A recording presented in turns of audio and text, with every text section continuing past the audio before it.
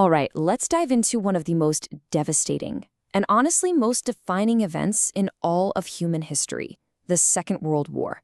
This is a conflict that didn't just redraw the map of the world. It literally forged the era we are all living in right now. So, let's get right to it. So here's the central question, the real paradox of the early 20th century.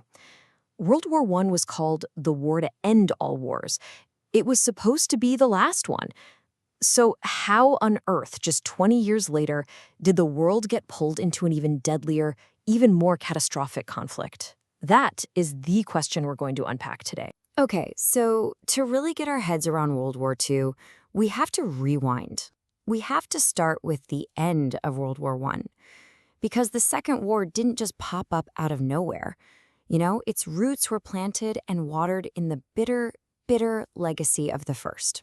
And right at the heart of all that bitterness, you've got this one key idea, revanchism. It's basically a fancy word for the politics of revenge.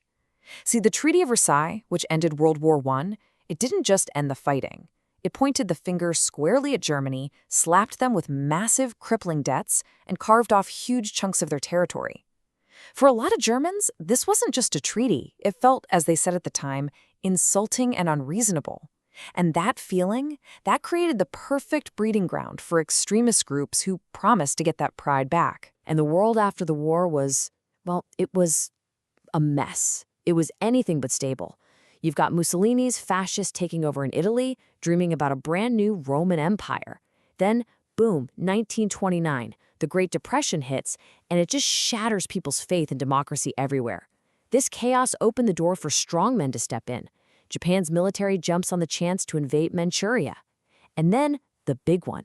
All of this turmoil paves the way for Adolf Hitler and the Nazi Party to seize total control in Germany. It's like a series of dominoes falling, one after the other. So now you've got these super aggressive ideologies in power, and the world enters this incredibly dangerous new phase. It's like a powder keg. A series of provocations, little fires, start to test the global system.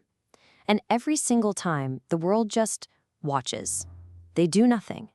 And each time, it pushes everyone closer and closer to the edge. If you look at the 1930s, the pattern is just crystal clear. The Axis powers, that's Germany, Italy, and Japan, they start poking and prodding the international community to see what they can get away with.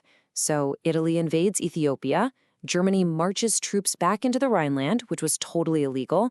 Japan launches a full-scale war against China, and then Germany just straight up annexes Austria. Every single one of these was a massive violation of international law. And what did the League of Nations do? Absolutely nothing.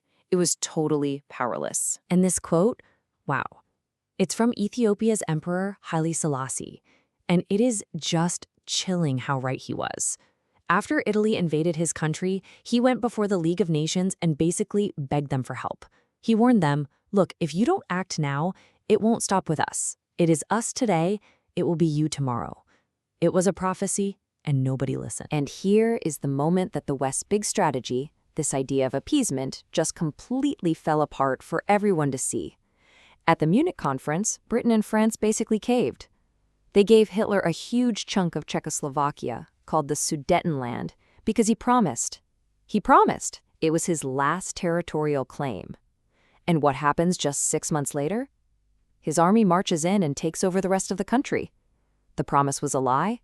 The whole idea of appeasement was left in ruin. And then came the final nail in the coffin, a move that just absolutely shocked the world. You have two mortal enemies, ideologically speaking, Nazi Germany and the Soviet Union, and they sign a non-aggression pact, a deal not to fight each other. But here's the kicker. There was a secret part of the deal. Secretly, they agreed to slice up Poland and the rest of Eastern Europe between them.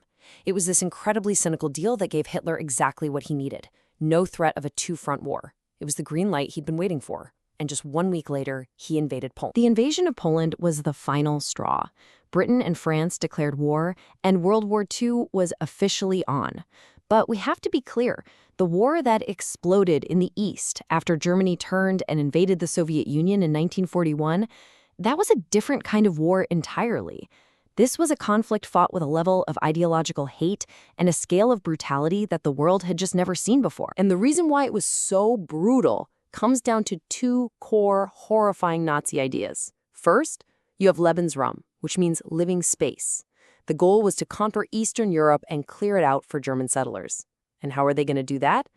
Through the second idea, a Vernichtungskrieg, a war of annihilation. This wasn't just about winning battles and taking land. It was an ideological crusade to literally exterminate entire peoples the Nazis called subhuman, primarily Slavic peoples and, of course, the Jews of Europe. The cost of these ideas, it's almost impossible to comprehend. Just look at this number, 30 million.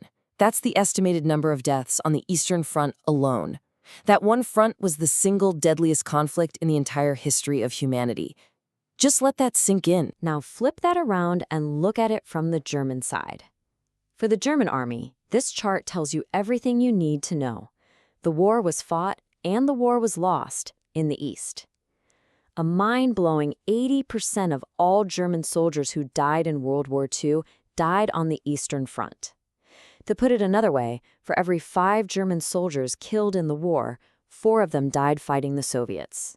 It was, without a shadow of a doubt, the decisive front. But as critical as the Eastern Front was, Germany's defeat wasn't just sealed there. The Axis powers had been on a roll, but then a series of game-changing events all around the world started to turn the tide, pushing it back hard against them. You can really boil it down to 4 huge turning points. First, Japan attacks Pearl Harbor, and just like that, the sleeping giant, the industrial powerhouse of America, is in the fight.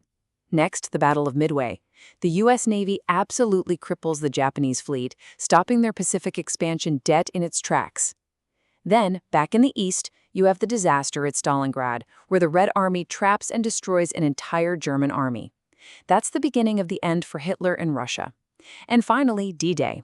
The Allies storm the beaches of Normandy, opening that massive second front that squeezed the life out of the Third Reich from the West. You know, at the end of the day, modern war is a war of factories. It's a battle of production. And if you just look at these numbers from 1943, Germany looks like an absolute industrial titan.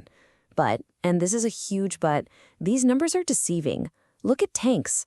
The Soviets, even after losing huge territories, literally packed up their factories, moved them over the mountains, and started cranking out more tanks than the Germans. And that's not even counting the endless stream of trucks, planes, and supplies coming from the US and Britain through Lend-Lease. The combined industrial might of the Allies just became a tidal wave that the Axis couldn't survive. So the war finally ends, and there's this global sigh of relief. But the world that emerged from the rubble was completely and utterly transformed.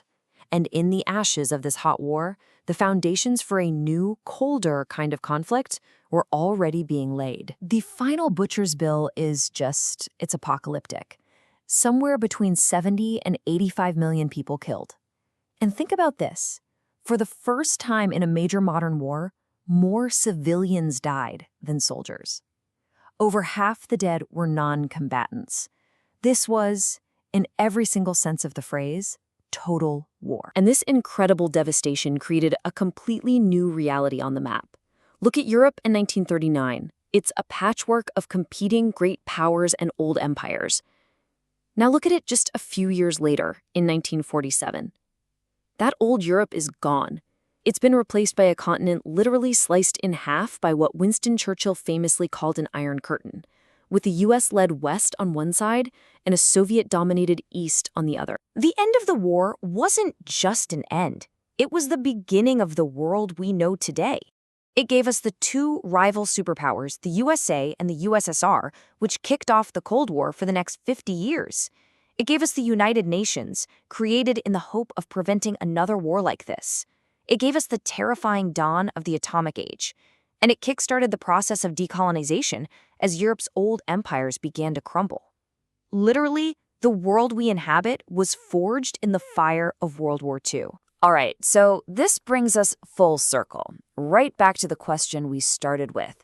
Now that we've walked through the causes and the consequences, how do we think about who or what was at fault for this war, especially when we put it side by side with World War I? And here's where the distinction becomes really, really clear. Now, historians love to debate the details, but the general consensus is this. You can think of World War I as a tragic accident. It was like a fire that started from a spark, a cascade of tangled alliances, rivalries, and just dumb military miscalculations. But World War II, that was no accident. That was arson. It was deliberately started by aggressive expansionist ideologies in Germany, Japan, and Italy. They wanted to burn down the old world order, and they were determined to do it by force. So no, World War II wasn't some inevitable sequel to the first one. It was a conflict born from deliberate choices. And those choices, that conflict, forged everything. The institutions, the alliances, the fears that still define our world today. But it leaves us with this one haunting question, and it's just as relevant now as it was in 1945. Have we really learned its lessons? The lessons about aggression, about appeasement, and about the danger of hateful ideologies. Have we?